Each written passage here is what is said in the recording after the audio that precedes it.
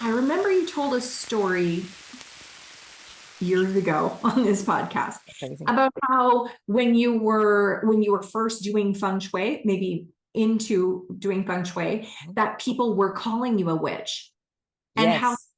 like how that would feel fearful at that time.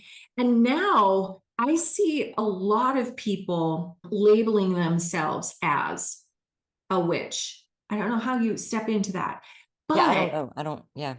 I kind of love it. Like, I love a lot of it is really healing. Yeah. Like, from the people that I know who say it's intuition, it's psychic ability, it's healing ability, and it's not for bad, you know? No, Oh, absolutely God. not. This is like so amazing for you because it'll shift a lot of those maybe beliefs that you were raised with, or you Well, grew. yeah, because I remember not understanding, like, how could God just let this teeny tiny small group of people into heaven and Yeah. banish everyone else to hell? And there was a lot of other things that I picked up in the church that I think are awful. I think absolutely awful.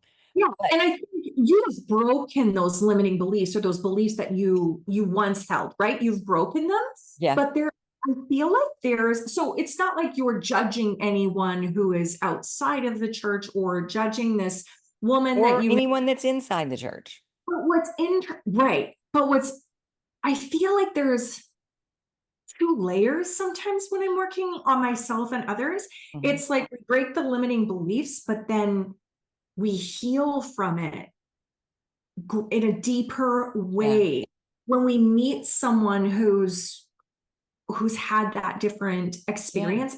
We can appreciate them on a different level. It's like we break the limiting beliefs and we heal, mhm. and Yeah, that's what I feel for you. It's like this healing, like. yeah. And Well, I think the first step for me was I was probably 18 years old. And I mean, I was raised in the Southern Baptist Church, Mhm. and we were not allowed to have Catholic friends for years, like, Wow. because they were going to hell. Wow. Well, in ninth grade, I had a Catholic friend, and his dad was going through a divorce, and we set him and my mother up. And I Oh. might have shared this story, but they ended up getting married, and she converted to Catholicism. And at the time, I was like, what is wrong with you? Like, Right. my whole life, you've been telling me these people are going to hell, and now you're one of them. And Yeah. I was angry. I was very, very angry about that whole thing. And then as I got older, I realized that was the biggest gift that she could Mhm. have ever given me. Because you know what? She didn't get struck down. And I do not believe that God is going to throw her in a fiery pit of hell for being a Catholic. Right. But it also taught me, if she can find her way and her connection to God, then so can I.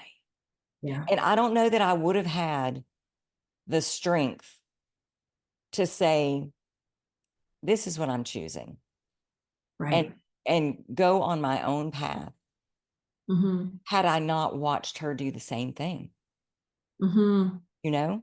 So what an example that was for me. I just Yeah. didn't see it at the time. Right. Exactly.